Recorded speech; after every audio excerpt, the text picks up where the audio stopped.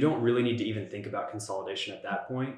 And Raj, you can probably speak to this because you were in this position years ago, but it seems like owners at that point can actually sit on all 1, 2, 3, or 4 calls. So at that point, you don't really have to worry so much about economies of scale. But is that kind of what you noticed? Yeah, at 1 to 3 or 4 hotels, we're getting on all the calls. So, and we're super engaged. I was just telling Daniel earlier that I was going through every arrival, every departure, seeing who it was, and I kind of knew what my strategy was, and I helped direct.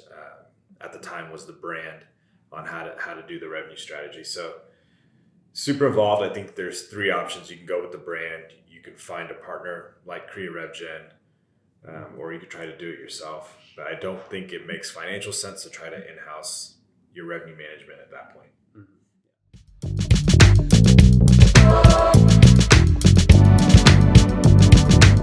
I think when you're at 5 to 10 hotels, you're still too small to bring it in-house. It doesn't make financial sense, and I'll ask Raj to back me up there. But you're at a point where you need to start consolidating, because there's a lot of inefficiencies if you're still siloing your revenue management across those 5 to 10 hotels. Mm-hmm. Right? You could potentially have 5 to 10 revenue managers. Mm-hmm. Right? You might, in most cases, most owners have multiple brands, and a lot of times they're in similar markets, or even hotels sitting next to each other. So the beauty of consolidating is that you can play the strategies off of each other. Huge advantage. Mm-hmm. Like when you have events in the area, you only need to explain it one time to your point of contact as opposed to 5, 10 times. Mm-hmm. And you really can't build solid relationships if it's siloed, right? So it doesn't really matter like necessarily who you're using, right?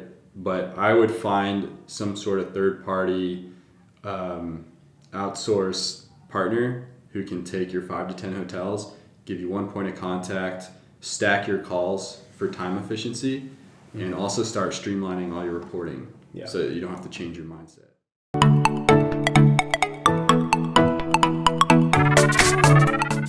At 10 to 20, you're growing into a mid-sized company, hotel management company, and you're thinking about a lot of different things outside of just your immediate property operation, because you're probably putting deals together. How am I putting the deals together? Why am I convincing partners, investors, banks to lend to me? What advantages do I have over the next management company, smaller or bigger, right? So as you're looking for those advantages, bringing us in as a partner to help bring in-house the revenue management side of things helps, because you're able to kind of create this advantage that you have over your partners about reporting, about efficiencies.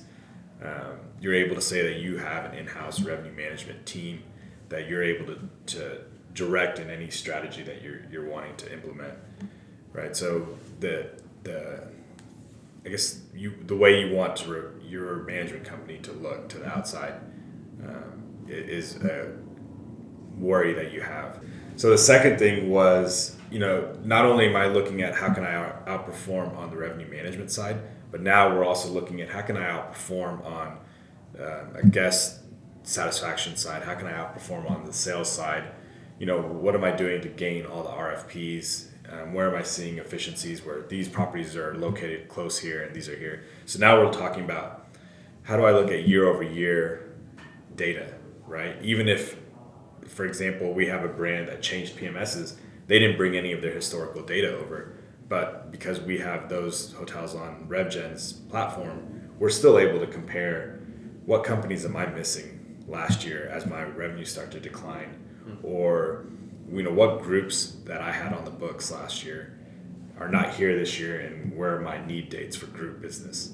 So you're really able to make RFP cases, track XYZ company and how many room nights they had, whether it's by the rate plan or by the company profile. So you're really creating efficiencies throughout your hotel operation by using the data platform. And then the last thing is, how do you make this all make financial sense, right? And once you're at 20 hotels, you can realistically say that you're paying an outsourced company. Let's take the brand for example, maybe $35,000 to $40,000 a year a month.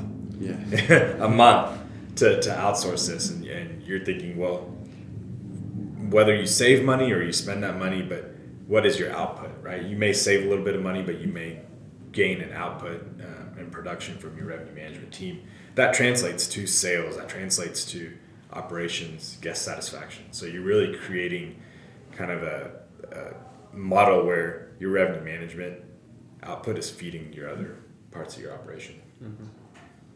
So from 10 to 20 hotels is when you should really start thinking about bringing it in-house, but there are 3 main pain points that go along with that. Mm-hmm. So one is reporting, how to streamline it, right? You need some sort of BI tool or revenue management platform that's going to make your revenue managers' lives efficient, Mm-hmm. right? If they're still manually doing everything in spreadsheets and having to go into these brand systems and pull the data manually, there's a problem there. They're not going to be able to either revenue manage all the hotels on a daily basis, or they're just going to do it super inefficiently. Mm-hmm. Second pain point is training, right? You know, if you have 10 to 20 hotels, you have a mixed bag of lots of different brands, maybe some independents. There's so many different systems out there. There's so many different certifications out there. It takes a really long time to ramp a quality revenue manager up to the point where you would trust them across all those systems. And owners, right, it's not your core competency to know all these systems. If I ask Raj to make a rate change, like, best of luck. It's just not going to happen. So that's a huge pain point. You really can't possibly do it yourself.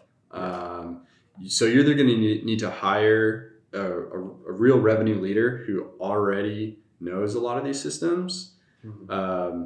The challenges with that is, you know, a lot of revenue managers come up and learn one brand or 2 brands, yeah. right? Or they come up through the brand systems, and they might be a master of that one system, but it's going to take a lot of time for them to learn all the others, mm-hmm. right? If you're fortunate enough to find somebody who's actually certified in a number of systems, that's great. I mean, they're pretty valuable people. It's probably someone that you want to consider, but it's going to be much more challenging to find that person. Mm-hmm.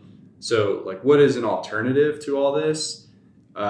Again, like working with a company who can help you get there. So, like, we are actually working with a management company right now that's in that 10 to 20 hotel space, and they are basically taking their hotels from a lot of the branded services, handing them over to us for maybe 6 months or so. Mm-hmm. In that process, they are actively looking for revenue managers to bring in-house. And then the process will be that we will slowly offboard the hotels to that person, and based on their skill set, right? Maybe they're more knowledgeable in X brand, right? So those would be the first to offboard. Mm-hmm. And then we would help mentor them on the other brands, with the end result that this person eventually has their entire portfolio, or they've got 2 people that have their entire portfolio. Mm-hmm. Right. The other nice thing about that is, right, the hotels kind of stay on our platform, so that when they're doing the revenue management, if they need help, if they have questions, right, they're still able to lean on us for advice, mm-hmm. etc. Third is, when you have 10 to 20 hotels, you're probably looking at a revenue management team of about 2 to 3 people. Mm-hmm. And I can speak from experience, when you are that small, turnover is a huge fear. You're going to lose a lot of sleep over that, especially if you only have one guy. What happens if that guy quits, mm-hmm. right? Or what happens when you have a revenue manager who's managing 10 hotels and then you onboard 5 more? What do? You can't just throw an extra 5 on that guy's plate. I would look for somebody as a partner that has your back when issues like that occur, mm-hmm. right? Someone to lean on. And if you have that, I think it takes a lot of the fear, and I think you would see a lot more companies bringing it in-house.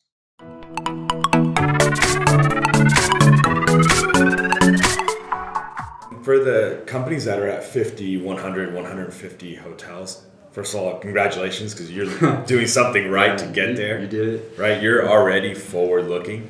and you're probably already shopping for multiple areas.